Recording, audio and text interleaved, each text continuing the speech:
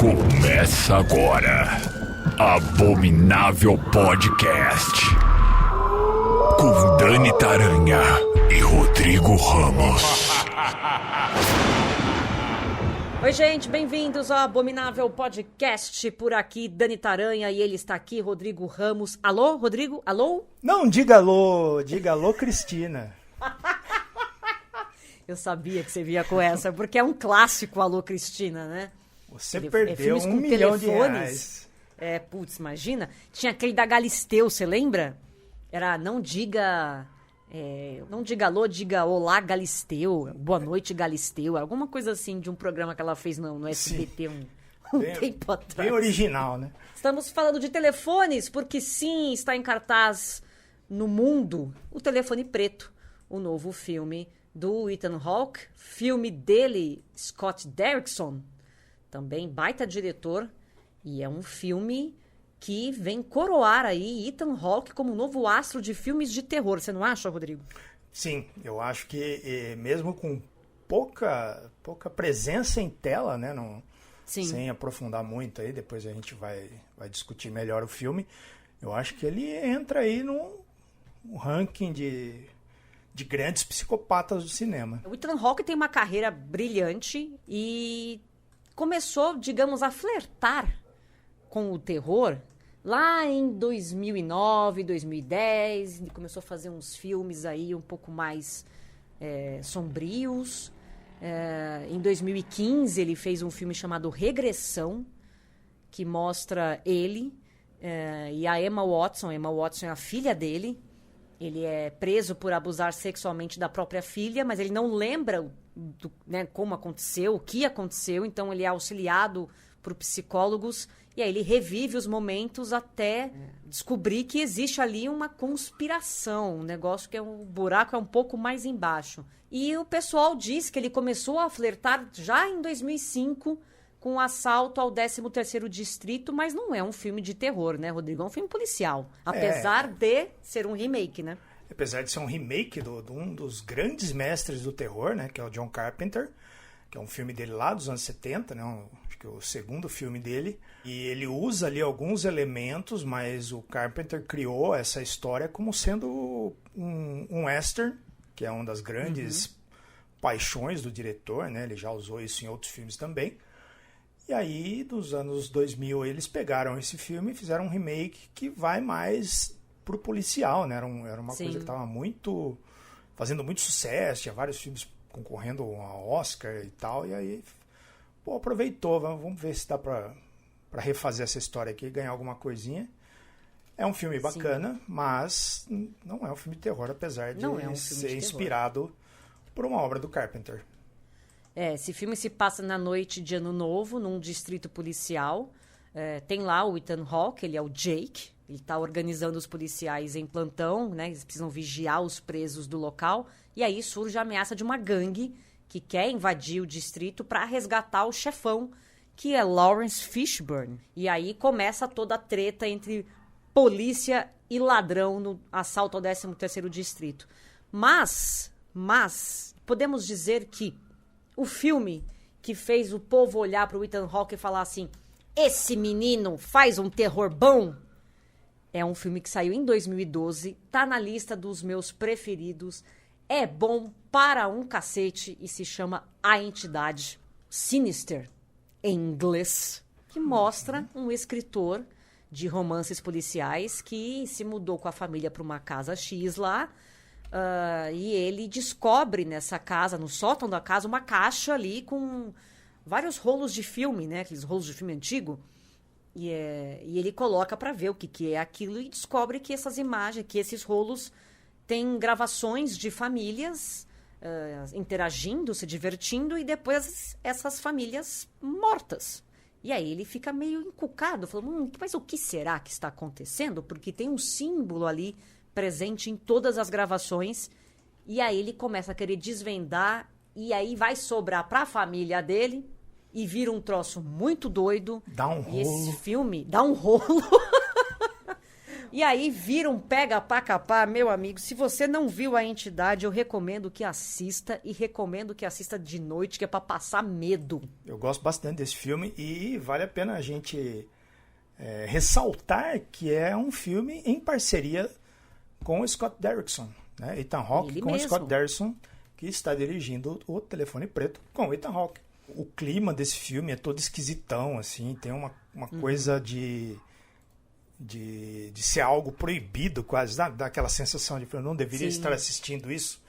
E eu gosto quando um filme de terror consegue passar essa sensação.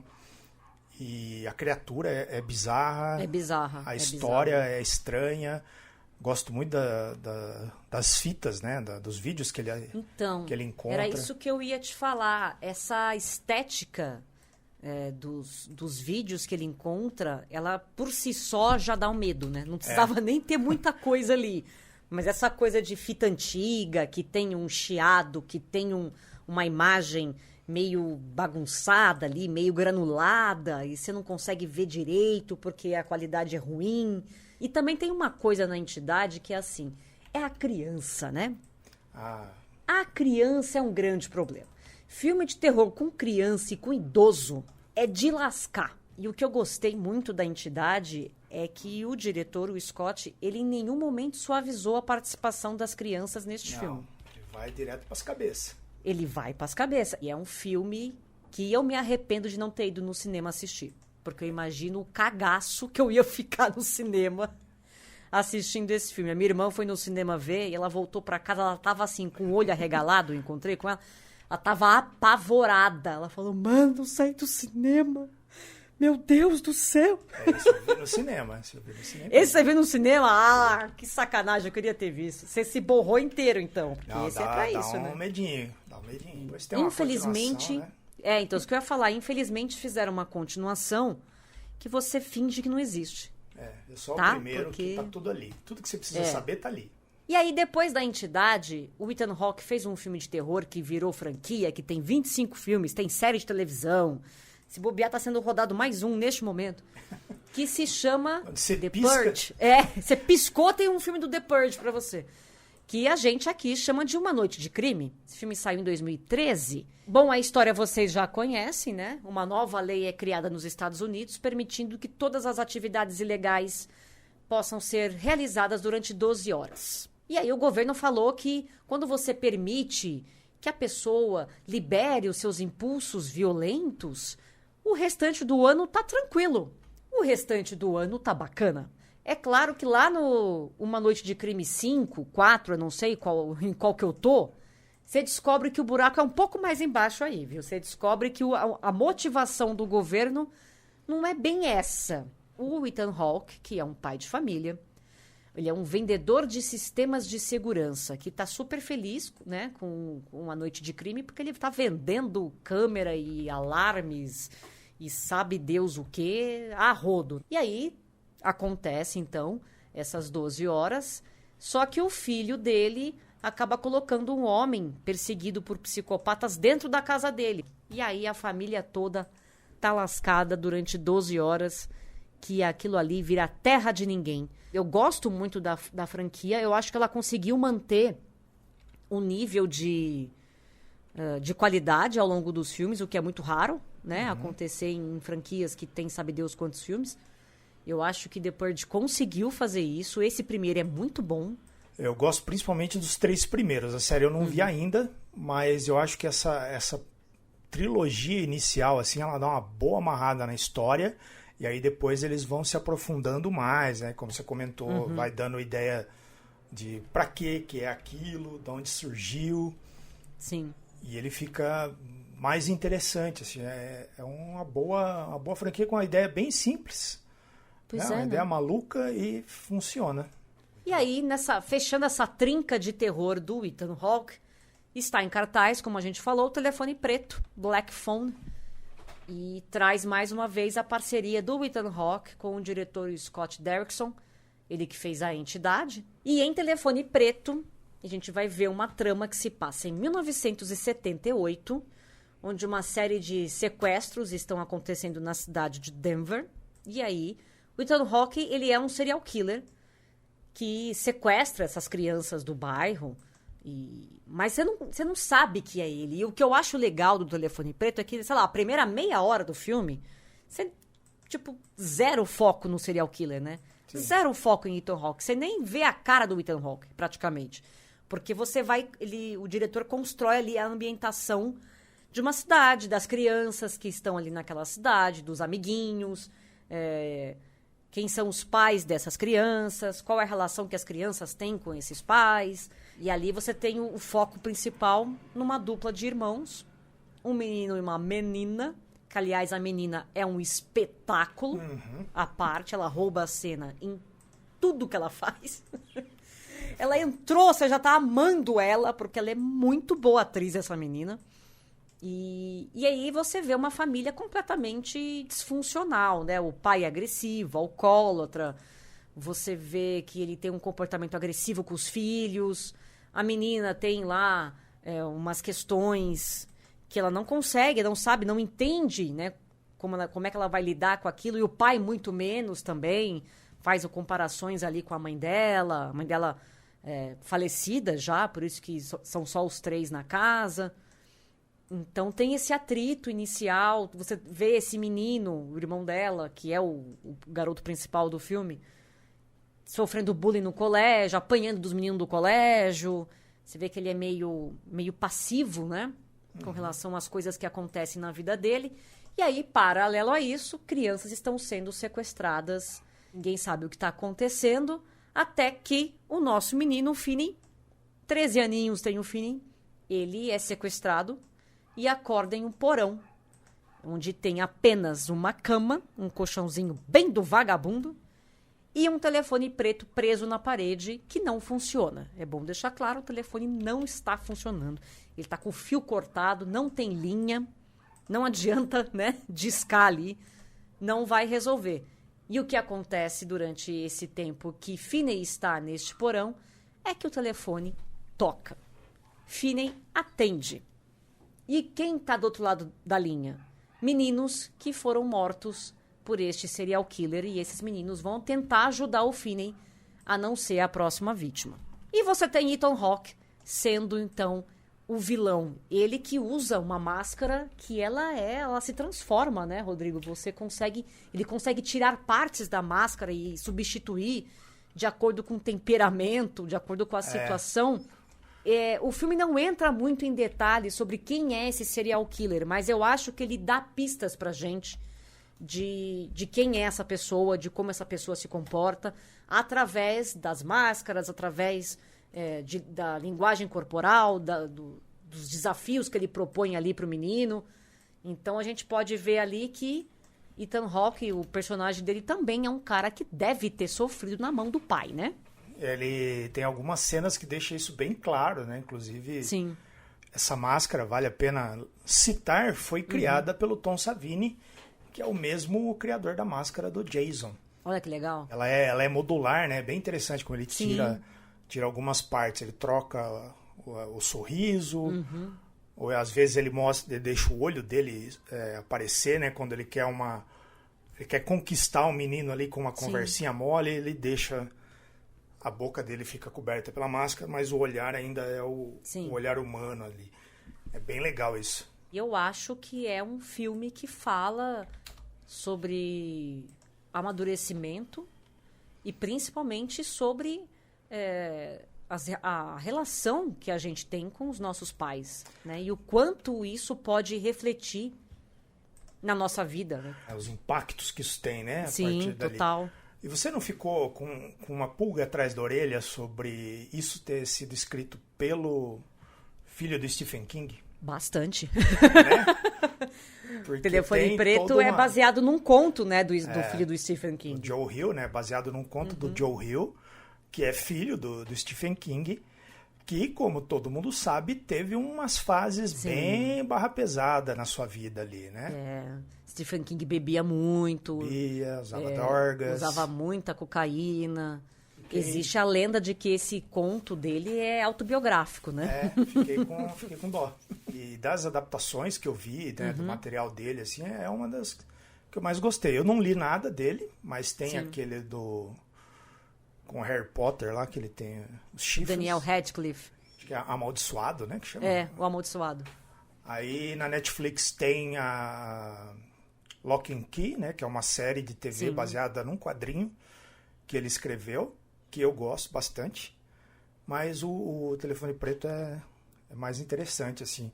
E tem algumas coisas, assim, que o pessoal... Eu vi muita gente comentando aquela baboseira de sempre. Desculpe aí, nossos ouvintes. Mas eu preciso falar. Fale, desabafe, Rodrigo. Abra o seu coração, agora é o momento. Que não é um filme de terror. Rapaz. Que isso, vocês gente, estão de brincadeira. Vamos definir aqui, a gente pode até pensar num tema para algum podcast qualquer falar sobre o que é o filme de terror. O filme de terror, ele não tem a ver com dar susto ou não, porque seria muito subjetivo. O que me assusta não é o que assusta a Dani, não é o que assusta você que está ouvindo. O filme de terror, ele tem uma fórmula. O gênero, né, seja ele comédia, romance, drama, horror, ele tem a ver com forma e conteúdo. Sim. Né? Não é um resultado que ele causa em você. Sendo assim, se eu assistir uma comédia pastelão, sei lá, do Chaplin e falar, nossa, não consegui achar graça, ela não é mais comédia. Né? Não ri, não é mais comédia. Ou filme de terror não assustou, não é mais filme de terror? Não. O gênero, seja ele literário, cinematográfico, qualquer um deles, tem a ver com forma e conteúdo. Neste caso, o Telefone Preto é um filme de terror. Ele tem um personagem lutando pela vida, ele tem um assassino mascarado, ele tem mortos que conversam com os vivos. Eu não entendi, assim. Eu vi muita crítica com aquela mesma conversa. É um suspense sobrenatural. Bicho, suspense sobrenatural é terror, né? Mas é. É complicado porque eu fico pensando assim, até quando as pessoas vão associar terror a tomar susto? A gente tem duas coisas que é importante não perder de vista no Telefone Preto, que é o orçamento. Ele é um filme, embora tenha aí um ator conhecido, né? É uma adaptação de um nome grande ali da literatura ali do horror nos Estados Unidos. Tem um diretor, né, bem popular. Ele é um filme de baixo orçamento. É genial como eles utilizam as limitações do porão como cenário para criar sacadas muito boas ali de ângulo de câmera, de luz e sombra, e também para driblar o orçamento baixo. Então você tem um filme que o pessoal fala, tem pouca coisa, não é desenvolvido e tal. O assassino, ele é mostrado ao público através do olhar da criança, do Finney. Sim. O que a gente sabe é o mesmo que o Finney sabe. Exato. Né? A gente não tem nenhuma pista fora do que ele sabe. Então isso deixa a nossa relação com o personagem e a nossa imersão com o filme mais interessante. Né? Embora tenha muita gente que vai achar ruim porque quer as coisas um pouco mais explicadinhas e tal. Quero conhecer quem é essa pessoa, como é que ele se tornou este serial killer. Gente, às vezes não tem que ter explicação. Nem sempre tem que ter explicação. E tá tudo bem. Não interfere em absolutamente nada no filme. Exato. O que ele está falando aqui no filme não é sobre o psicopata. Não. É sobre o garoto, é sobre a relação dele com a irmã, é sobre a superação dele e é sobre o relacionamento dele com o perigo. Ele se passa ali nos anos 70, justamente uma época que teve um grande boom de assassinos, né, nos Estados Unidos.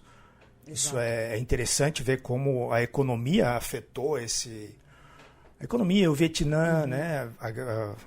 Teve várias coisas que vieram ali depois dos anos 60, com a desilusão ali do Paz e Amor, que tornou os Estados Unidos um lugar bastante violento. Então esse filme fala sobre isso. Ele não está falando sobre um assassino mascarado, ele está mostrando todo aquele contexto de violência em que a criança está inserida e como ela supera isso sozinha, né? Às vezes até... já vi algumas pessoas falando, né, que é sobre ele supera isso sozinho e usando a imaginação. Eu não acho que seja imaginação, para mim ali tem mesmo um ponto sobrenatural, mas é aberto a interpretações. Mas dizer que não é um filme de terror, eu acho muita pretensão. Por exemplo, Corra é um filme de terror. É o Você exemplo tomou um que eu ia susto dar. em Corra, por acaso? Né? Você não tomou susto em Corra, você não tomou susto em Nós, outro filme do Jordan Peele também. E é um filme de terror. A Bruxa. Você tomou susto na Bruxa, tirando a parte que o Black Phillip fala. A Bruxa é um exemplo. Que essa parte eu dei uma gelada aqui na espinha. Mas não é um filme que te dá susto. Não tomei um susto no filme. Caramba, precisa tomar? Filme de terror não é susto. Você não tá com medo suficiente dessa realidade aí que foi retratada? Acabou se criando um vício, mas não vale a pena abrir a cabeça aí e tentar entender que o gênero ele é forma e conteúdo. Ele não ele não tem uma caixinha ali onde você consegue colocar cada um e tal. Principalmente filme de terror, que é um gênero híbrido, né? Você vai lá na comédia de horror, drama de horror. Agora, eu tenho que fazer um adendo aqui, que eu quero falar um pouquinho mal só. Porque eu acho que é importante a gente falar um pouco mal. Sim, apesar de eu achar que o Telefone Preto é muito bom, é um filme ótimo e que vale a pena você assistir, assim. Eu achei ele fantástico. Mas o que eu fiquei meio pistola, não sei se você ficou também, é que, bom, as crianças começam a ser raptadas ali à torta e à direito. Mas não tem um policial na rua? Pois é. Tipo, gente, já, sei lá, 4 crianças da mesma comunidade sumiram com um intervalo de, sei lá, quantas semanas. Não aumentou o patrulhamento da rua ali, né? Se eu fiquei um pouco tipo, gente, bota um policial na rua, bota um guardinha com apito, igual tem hoje em dia. Esse foi o mesmo ponto que para mim, assim, perde um pouco do filme. Porque logo no começo, quando eles sentam para conversar com a menina, eles dão 2 pistas, né, do sequestrador, que é o furgão e o balão. E aí você tem um furgão preto de mágica estacionado na frente do negócio.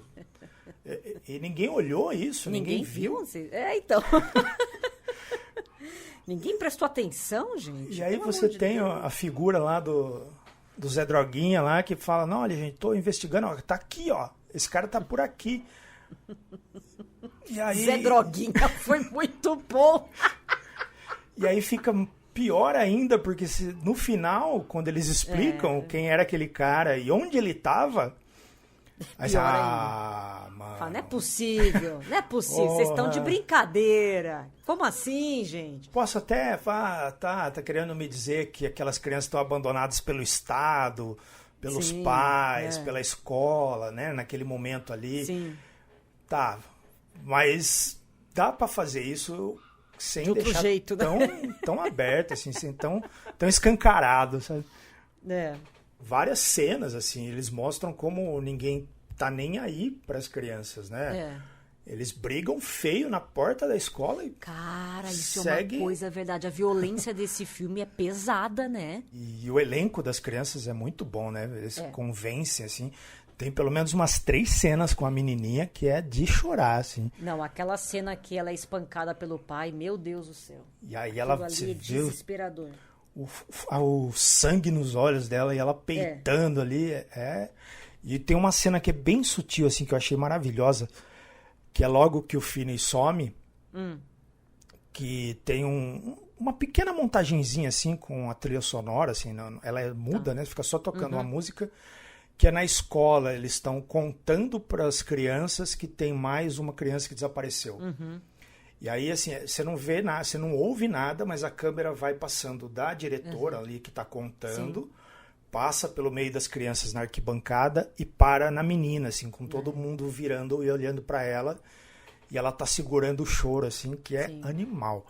Ela é muito boa atriz, essa menina. E aí agora eu vou dar um spoiler, porque eu preciso comentar essa passagem dessa atriz, que ela conversa com Jesus, né, que ela reza. E, cara, ela peita Jesus. Eu dei tanta risada nessa hora. E eu achei maravilhoso que o alívio cômico do filme é a menina discutindo com Jesus. É incrível, é sensacional. Bom, Telefone Preto tá no cinema. Vai assistir, porque vale a pena. Vira a sua chavinha de achar que filme de terror tem que ter jump scare. Vai com a mente aberta que você vai ver um filmaço. Filmaço, uma das grandes surpresas do ano pra mim até agora. Achei muito bom mesmo. E se você não assistiu A Entidade, vai assistir, é do mesmo diretor, com o mesmo ator, Ethan Hawke, um dos filmes mais assustadores de todos os tempos. Falando nisso, só para acrescentar, né? Ele também fez um líder de uma seita que tem um pouco a ver com terror no Cavaleiro da Lua, na série da Marvel. Sim, verdade. Cavaleiro da Lua. Passou esse ano, estreou esse ano. Que é bem legal, inclusive. É bem legal. Ele e Oscar Isaac. E semana que vem tem mais Abominável Podcast. Você participa com a gente pelo nosso Instagram. Vai lá, @Abominável Podcast. Comenta, curta, compartilhe, mande mensagem, fala se você está curtindo ou não, quais são os temas que você quer ver por aqui, indica também os seus filmes de terror. Muitos planos para este podcast. Então é isso, um beijo, meu povo. Beijo, Rodrigo. Beijo. Abominável Podcast. Siga-nos no Instagram, @Abominável Podcast.